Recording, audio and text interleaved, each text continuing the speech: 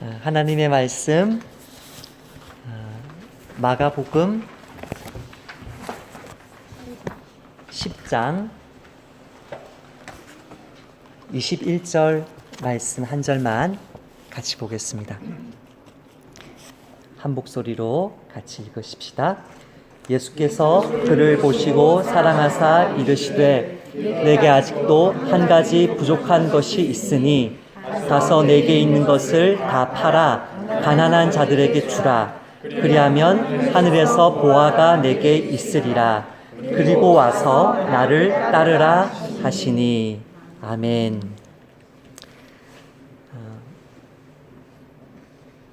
한 가지 부족한 것이 있다고 해요.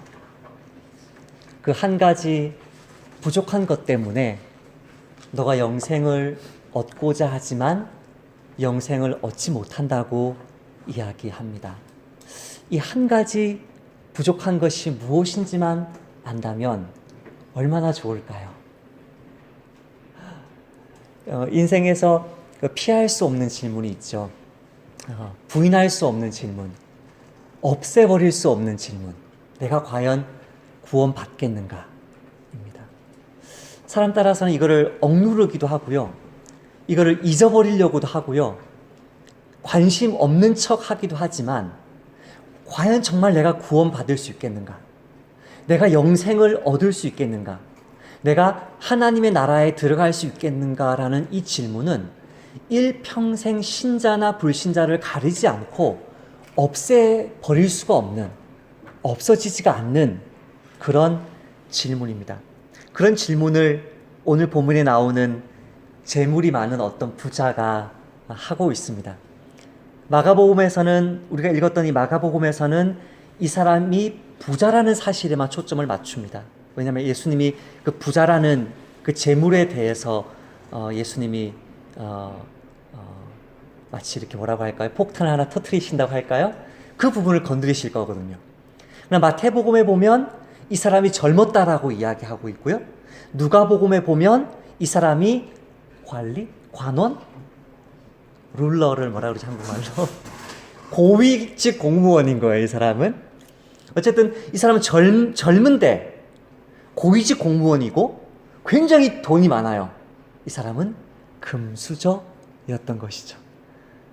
이 사람은 아버지, 어머니 잘 만나서 젊었을 때 고위직에 올랐고 그 부모의 재산을 다 물려받아서 아주 어릴 때부터 부자였고, 그러나 그 가정이 독실한 유대교 가정이었기 때문에 신앙의 훈련들은 잘 받은 그런 사람이 놀랍게도 헐레 벌떡 예수님께로 뛰어옵니다. 지금도 중동 사람들은 뛰지 않아요. 중동 사람들 뛰지 않습니다. 조선시대 사람들 같습니다. 우리나라에 뛰면 어떤 놈? 상놈. 뛰면 천한 사람. 탕자 비유에서 아버지가 산 거가 아직도 먼데 아들 보고 뛰어갔다는 것은요, 모든 수치를 다 감수하고 자기 자식에게 달려간 걸 말하는 거거든요. 고대 근동에서는 뛰지 않아요, 종이 아니면. 근데 이 사람 뭐 해요? 뛰어요. 헐레벌떡 뛰어가요. 여러분, 에스더서에서 모르드게 보셨나요? 모르드게가 사람 앞에서 무릎을 꿇던가요? 무릎 꿇지 않습니다. 유대인들은 절대, 유대인들은 사람 앞에 무릎 꿇지 않습니다. 무슬림들요, 사람들 앞에서 무릎 꿇지 않습니다. 이런 기독교 문화나 유대교 문화가 있는 이런 지방에서는 내 머리를 숙여서 이렇게 한다는 것은 하나님께 경배드리는 예배 행위라고 생각하지, 머리를 숙이고 허리를 숙여서 인사한다는 것은 굉장히 예배 행위처럼 받아들이는 것입니다. 우리나라는 정중한 인사이지만 이 사람이 뭐 합니까? 헐레벌떡 뛰어가가지고 주님 앞에서 무릎을 꿇어요. 정말 겸손한 신앙인이고요, 간절한 신앙인이고요, 영생을 얻고자 하는 그 열망이 누구보다도 많았던 사람이에요. 이 사람에게 부족했던 것은 신앙의 겸손이 아니죠. 그러니까 이 사람에게 부족했던 그 한 가지는 간절한 열망도 아니죠. 도대체 이 사람에게 무엇이 부족했습니까? 이 사람은 예수님에게 이렇게 묻습니다. 오늘 본문에는 없지만 예수께서 길을 가실 수 있어요. 뭐라고 묻냐면, 내가 무엇을 해야 영생을 얻겠습니까? 받겠습니까? 하나님이 주는 구원을 내가 상속할 수 있겠습니까? 받을 수 있겠습니까? 아주 신학적으로 정확한 표현이죠. 구원을 주시는 분은 누구세요? 하나님이죠. 우리는 뭐 하기만 해요? 받기만 하는 거죠. 어릴 때부터 십계명을 철저하게 지켜서 내가 어릴 때부터 이것을 다 지켰다고 말할 수 있는 그런 사람입니다. 이거를 이 사람 굉장히 교만하구나 그렇게 생각하면 안 되고요. 사도 바울도 그런 고백을 하거든요. 다니엘서 6장도 보면 다니엘이 철저하게 하나의 율법을 지킨다는 이야기가 나오거든요.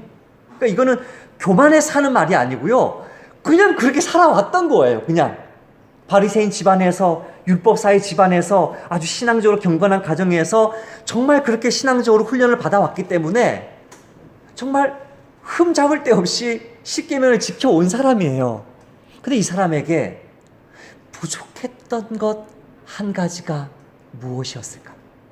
오늘날의 교회를 다니는 저와 여러분처럼 개신교인으로 살아가는 목사고 장로고 집사고 권사인 저와 여러분들이 어릴 때부터 정말 겸손하게 간절하게 분명한 신학을 배우고 하나님의 말씀에 순종하면서 열심히 무릎 꿇고 주 앞에 달려나오는 이런 열심을 가지고 있는데 한 가지가 부족하기 때문에 그 한 가지 때문에 그 영생을, 하나님 나라를, 구원을 받을 수 없다는 거예요. 이게 도대체 뭐냐는 거예요, 이게. 이거는 모르면 안 되는 거거든요, 이거는. 정말 교회를 한평생 열심히 다녔는데 한 가지가 부족해서 구원받을 수 없다 하면 이건 어마어마한 메시지거든요. 한 가지가 뭔지 답부터 제가 이야기해 볼게요. 따라서 합시다. 그 사람의 전심. 어린아이와 같은 전심. 그게 없어서요, 이 사람은 구원받지 못하는. 그 사람의 전심이 뭡니까? 전심. 이 사람이 율법을 철저히 지켰다 그러니까 율법의 수준으로 한번 먼저 이야기해보고 그 다음에 복음서의 수준으로 이야기해볼게요. 율법의 수준으로 이렇게 이야기하겠습니다. 쉐마라는 유대인들이 생명처럼 아끼는 그 말씀이 있거든요. 이스라엘아 들으라. 우리 하나님 여호와는 오직 유일한 여호와시니 너는 마음을 다하고 뜻을 다하고 전심을 다하여 내 하나님 여호와를 사랑해라. 뭐 하라 그래요? 다해라, 다해라, 다해라. 이 사람은 주님 사랑했어요. 무릎 꿇었어요. 달려왔어요. 율법을 지켰어요. 정말 주님을 사랑했지만 주님이 이 사람에게 요구하는 건 뭐예요? 전부를 원해요. 전부를. 전심을 원해요. 모든 것을 다 드려서라도 나를 따를 수 있느냐라고 물어요. 전부를 원하는데 이 사람은 일부를 드리는 사람이에요. 전심을 원하시는 하나님 앞에서 자기 재산의 일부 마음 쏟고 하나님에게 일부 마음을 쏟은 사람이었어요. 복음서의 수준으로 오늘 본문 바로 이전 본문의 말씀으로 예수님의 말씀으로 한번 이 사람에게 무엇이 문제였는지를 제가 그 바로 앞절에 있는 15절 말씀을 한번 읽어볼게요. 내가 진실로 너희에게 이르노니. 예수님이 말씀 중에 아멘 이렇게 말씀하시면 진실로라고 번역됐는데 아멘 이렇게 말하면 그건 예수님의 맹세예요. 맹세. 이거는 변경할 수가 없는 거예요. 예외가 없는 거예요. 내가 진실로 예외 없이 너희에게 말한다. 누구든지 하나님의 나라를 어린 아이와 같이 받들지 않는 자는 결단코 그곳에 들어가지 못하리라. 여러분, 여기 계시는 어머니들 어릴 때 어린아이 젖 먹여 보셨죠? 어린아이들 젖 먹을 때 어떻게 먹던가요? 한 손에 돈 쥐고 한 손에 재물 쥐고 엄마 젖을 먹던가요? 그게 전부예요. 전부. 자기 생명이에요. 엄마 품에 꼭 붙어 있었던 그 어릴 적의 내 새끼를 생각해 보세요. 그 아이에게는 엄마가 전부였단 말이에요. 하나님 나라를 어린 애처럼 붙들어라. 어린 애처럼 그게 전부인 것처럼 붙들어라. 그렇게 하나님의 나라를 붙들지 않는 자는 하나님의 나라에 결단코 들어갈 수 없다. 예수님은 이 사람의 외모에 속지 않았어요. 정말 겸손한 신앙을 가지고 있고 간절하게 정말 기도의 모습이나 헌금의 모습이나 봉사의 모습, 너무너무 간절한 모습으로 이렇게 하는 것, 철저하게 말씀에 이렇게 순종해서 한 번도 목사님의 속 썩이지 않는 그런 외모에 속지 않고요. 이 사람을 주목해서 봐요. 21절 말씀인데요. 예수께서 그를 보시고, 이게 꿰뚫어 보다는 헬라어인데요. 그 사람의 중심을 꿰뚫어 보는 거예요. 그 사람의 중심을 꿰뚫어 보니까 그 사람 마음속에 무엇이 있었어요? 하나님을 사랑한다고 했지만 사랑하지 않는 게 아니에요. 예수님이 너에게 없는 것이라 말한 게 아니라 부족한 것이라 말했거든요. 없는 게 아니에요. 하나님을 사랑한다고 해서 사랑했지만 뭐도 사랑해요? 자기 재물도 사랑해요. 하나님을 신뢰한다고 했지만 뭐도 신뢰해요? 재물도 신뢰해요. 하나님께 헌신한다고 했지만 자기 재물을 관리하는 그것에도 자신의 시간과 에너지와 마음을 쏟아붓고 있는 것이죠. 그 사람의 중심을 보시니까 무엇이 없었어요? 전심이 없었어요. 무엇이 없었어요? 어린 아이와 같은 그 마음으로 하나님 나라를 붙들지 않는 거예요. 마음이 딴 데 가 있는 거예요. 계산하고 있는 거예요. 두려워하고 있는 거예요. 내 인생 주님께 다 맡기면 내 미래는 어떻게 될까 무서워하고 있는 거예요. 그러니까 예수님이 이 사람에게 폭탄 선언을 해요. 너에게 한 가지 부족한 것이 있는데, 한 가지 부족한 것이 있다 그러면 네 가지 얘기하거든요. 가서 네 재산 다 팔아서 나눠주고 따르라. 네 가지 아닌가요? 한 가지 부족한 것이 있는데 가서 너 재산 다 팔아서 가난한 자들에게 나눠줘라. 그러면 하늘의 보화가 너에게 있을 것이다. 그리고 나서 나를 따라라. 길게 이야기했는데요. 방점은 어디에 찍히냐면요. 나를 따르라에 찍혀요.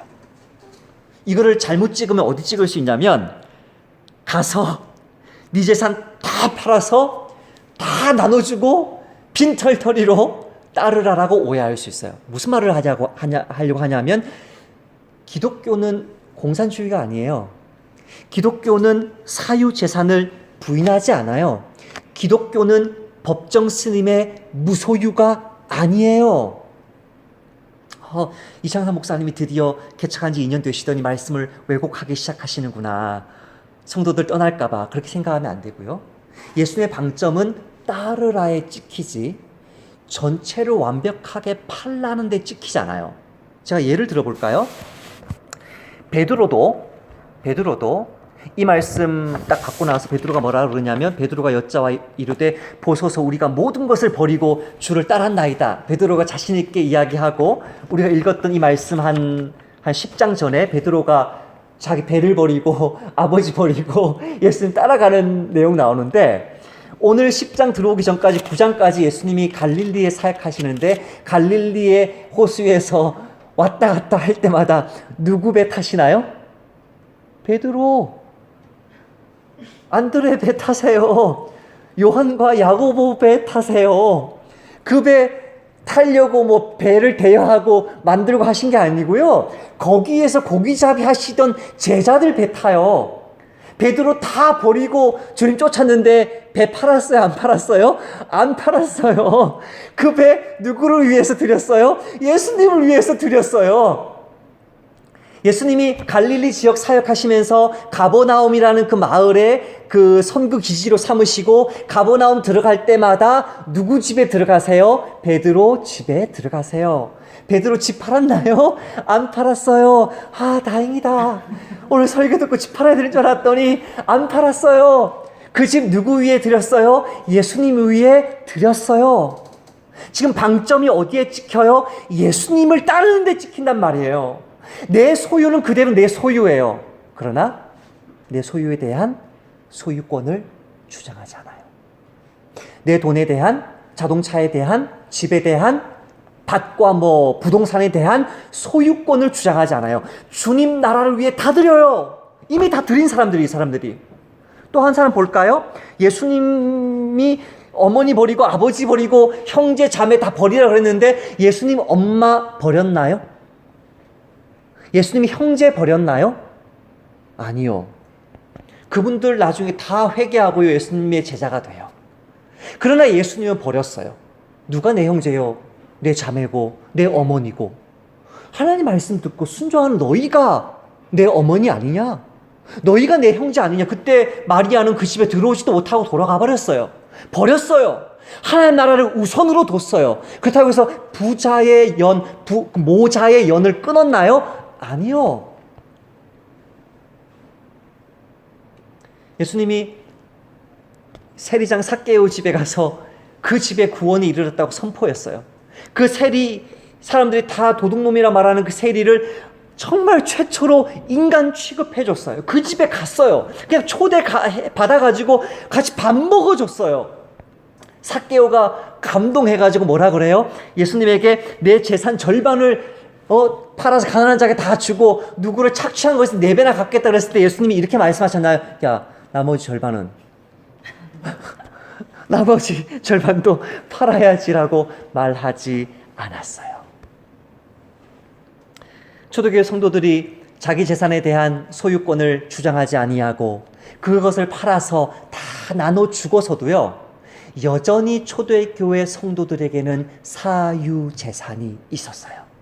그래서 여러분 4장 5장에 가보시면 요셉이라는 바나바, 위로의 아들이라고 말하는 그 사람이 또 밭이 남아서 그 밭을 또 팔고, 아나니아 사피라 요셉 따라가려고 하다 가랭이 찢어졌던 그 사람들 또 재산 팔아서 다 판 것처럼 속이고 했던 재산이 여전히 남아있어요. 방점은 어디에 찍힌다고요? 모든 재산 완벽하게 파는데 찍히지 않아요. 무소유에 찍히지 않아요. 사유재산 부정에 찍히지 않아요. 공산주의에 찍히는 게 아니에요. 예수님이 말씀하시는 것은 너의 삶을 다 포기하고서라도 나를 따를 수 있느냐? 너가 여전히 그것을 청지기로서 그 재산을 너가 붙들고 관리하되 하나님 나라를 위해서 사용할 수 있느냐? 그것을 묻는 거예요. 이 사람은 예수님 보실 때에 그렇게 폭탄 선언을 하지 않으면 안 될 정도로 재산이 너무 많았어요. 그 재산이 너무 많아가지고 주체가 안 되는 거예요. 어떻게 주체가 안 돼요? 하나님에게 전심을 쏟을 수가 없는 거예요. 나를 따르라 그러면 예수님 따를게요. 조금만 기다려주세요. 다른 제자들은 예수님 따르는데 재산 처분하는데 시간이 좀 안 걸렸는데 저는 재산이 하도 많아가지고 처분하는데 시간이 좀 걸리니까 나보고 가서 다 팔고 나눠주고 4단계로 그 한 단계 명령을 4단계로 이렇게 말씀하신 정도로 재산이 많은 저를 위해서 좀 기다려주세요라고 말하지 않고 근심, 걱정, 정말 하늘에 이렇게 비가 올 때 먹구름이 쫙 끼일 때 그 어두워졌다는 단어거든요. 완전히 폭우가 쏟아질 것 같은 칠흑 같은 어두움이 그 얼굴에 내려진 상태로 예수님을 떠나 버려요. 저와 여러분은 어떤 길을 쫓고 있습니까? 모든 것을 다 갖췄는데 한 가지가 부족한 사람입니까? 아니면 이 사람에게 있는 이런 탁월한 매너, 탁월한 순종, 탁월한 겸손, 탁월한 열정 없어도 나의 미래의 모든 것 주님께 맡기고 주님이 아울골짝 빈들에도 가라 그러면 갈 수 있는 사람인가? 나에게 모든 것, 너 미래 걱정하지 마라. 이 사람은 젊은이인데 너 앞으로 뭐 취직하고 앞으로 뭐 어떻게 뭐 결혼하고 자식 어떻게 낳고 교육시키고 그거 걱정하지 마라. 그냥 내 뒤만 따라와라. 이 말씀에 단순하게 아멘 하는 사람인가? 저 여러분은 과연 어떤 선택을 할 것인가를 이 시간에 고민해 보시길 바랍니다. 이 고민 속에서 예수님이 기뻐하시는 베드로를 비롯한 많은 제자들이 선택한 그 길을 선택하도록 예수님이 우리에게 약속을 해줘요. 어떤 약속을 해줍니까? 30절의 약속인데 제가 한번 봉독해 드릴게요. 현세에 있어 집과 형제와 자매와 어머니와 자식과 전토를 몇 배나 받는다고요? 100배나 받대. 몇 배로 받아요? 100배로 받아요. 100배로. 저는 제가 가지고 있었던, 예멘에 가지고 있었던 그 집 저의 다음 선교사에게 그냥 무상으로 다 주었어요. 그리고 저는 한국에 그냥 왔는데 집이 생겼어요. 제가 지금 살고 있는 집이 그 집이에요. 그리고 12월에 끝나는데 12월 끝나면 또 하나님 또 새 집 주시겠죠. 아, 창사나 진리냐 2년마다 옮겨줄게 이렇게 해서 또 새 집을 주시는 거죠. 네? 몇 배로 받아요? 100배로 받아요. 이 말을 우습게 보면 안 돼요. 정말 여러분이 예수님을 따르는 사람입니까? 정말 여러분이 예수님의 제자입니까? 그분의 나라와 영광 위해서 여러분 삶을 드렸습니까? 여러분이 전 세계 어디를 가든 형제 자매 엄마를 만날 것입니다. 여기 아버지는 버렸다 그러면서 아빠를 만난다고는 하지 않는데 아빠는 하나님이시기 때문에 일부러 뺀 것 같아요. 하나님 아버지가 그분의 대가족 속에서 나를 끼워주셔서 한 번도 만난 적이 없어도 여러분이 저를 처음 만났을 때부터 성찬을 차려주셔서 저를 환대해 주셨죠. 왜요? 제가 여러분의 형제고 남동생이고 조카고 형님이고 그러니까 저를 환대해 주신 것 아니었나요? 100배로 받을 것이다. 그리고 너희가 내세에 영생을 얻지 못하는 자가 없을 것이다. 왜? 너가 나의 가족을, 예수로 이루어지는 하나님 아버지로 이루어지는 나의 가족을, 그 하나님의 나라를 위해서 전심을 드렸기 때문에 영생을 얻지 못하는 자가 없을 것이다. 그런데 그것을 계산하지 못하고 자기의 전부를 버리면 하나님의 전부를 주시는데 그 하나님의 전부를 누릴 것을 알지 못하고 자기의 전부를 끝까지 붙드는 자는 그것조차도 기쁨으로 누리지 못하고 온갖 슬픔과 절망 속에 예수님을 떠나게 되고 한평생 그토록 겸손하게, 그토록 간절하게, 그토록 어떻게 보면 완벽하게 신앙생활했다가 영생도 하나님 나라도 구원도 받지 못하는 어리석은 멸망의 길이 우리 앞에 두 갈래로 놓여져 있는 것입니다. 여러분 어떤 길을 선택하겠습니까? 예수님은 오늘 우리에게 두 가지로 격려를 하십니다. 첫 번째는 오늘 본문의 21절에 있는 사랑하사라는 단어입니다. 그 사람을 꿰뚫어 보니까 그 사람 속에 뭐가 있었어요? 재물에 대한 욕심밖에 없었어요. 그 사람 마음에 뭐가 있었어요? 재물에 대한 신뢰밖에 없었어요. 그것 때문에 마음이 나뉘어져 있었는데 하나님이 예수님이 그 사람을 멸시하고 미워하고 한 게 아니고 뭐 했다고요? 사랑했대요. 이 사랑은 아버지가 자녀를 향한 사랑입니다. 24절에 보면 제자들이 그 말씀에 놀라는지라 예수께서 다시 대답하여 이르시되 얘들아, 자녀들아, 아이들아. 예수님은 우리를 어떻게 보세요? 자녀로 보세요. 자녀가 재산 걱정합니까? 자녀가 무엇을 먹을까, 무엇을 마실까, 무엇을 입을까 걱정합니까? 자녀가 전셋집 새로 어떻게 얻고 우리 집 새로 어떻게 사고 그 걱정합니까? 아니요.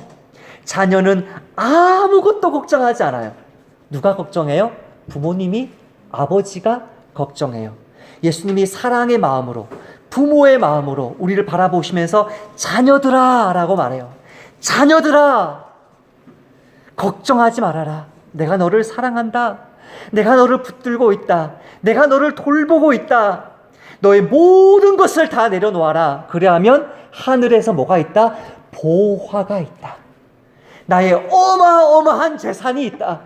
그걸로 너를 먹이고 입히고 재울 것이니까 너가 가지고 있는 그 배, 너가 가지고 있는 그 집, 자동차, 동산, 부동산 모든 것을 하나님 나라를 위해서 사용함으로 이 땅에서 100배로 누리고 영생 누려라. 나의 자녀들아 말씀하시는 사랑의 말씀에 기쁨으로 감사함으로 아멘 하시는 저희 형님들, 누님들 되시기를 주님의 이름으로 부탁드립니다. 아멘. 기도하시겠습니다. 하나님 감사합니다. 아무리 신앙생활 열심히 겸손히 열정적으로 완벽한 말씀 순종으로 신앙생활 할지라도 이 한 가지 부족하면 영생을 누리지도 못하고 이 세상에 있는 100배의 재산, 전토, 아버지, 어머니, 그런 형님, 누님 누리고 만나지도 못하고 자기 재산 지키려고 끙끙거리며 근심하며 예수님 떠나가는 이런 비참한 삶을 살 수밖에 없는 너무나 중요하고 중요한 말씀 우리에게 들려주셔서 감사합니다.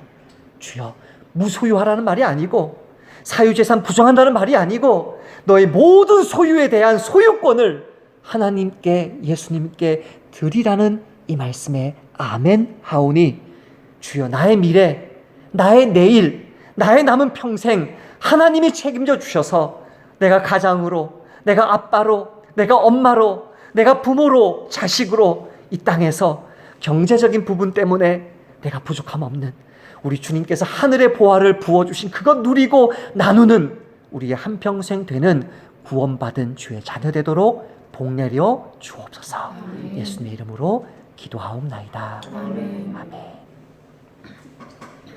이제는 우리를 너무나 사랑하시는 우리 주 예수 그리스도의 은혜와 내가 이 세상 어느 한 구석에 가든지 나의 형제자매, 나의 어머니, 나의 동생, 예수 안에 있는 새로운 한 가족 만나게 해주시는 하나님 아버지의 크신 사랑과 여전히 재물 때문에 그 욕심과 그 관리하는 스트레스 때문에 주님을 온전히 신뢰하지 못해서 구원과 멸망의 언저리에서 방황하는 우리에게 오늘도 예수님의 사랑 부어주시고 그 예수님의 은혜를 넘치게 하사 어린아이처럼 단순하게 예수님 붙들게 하시는 성령님의 감화 감동하심이 오늘 말씀 그대로 아멘 하는 이 자리에 모인 모든 형제자매들 머리 위에 이제부터 영원까지 함께 있을지어다. 아멘.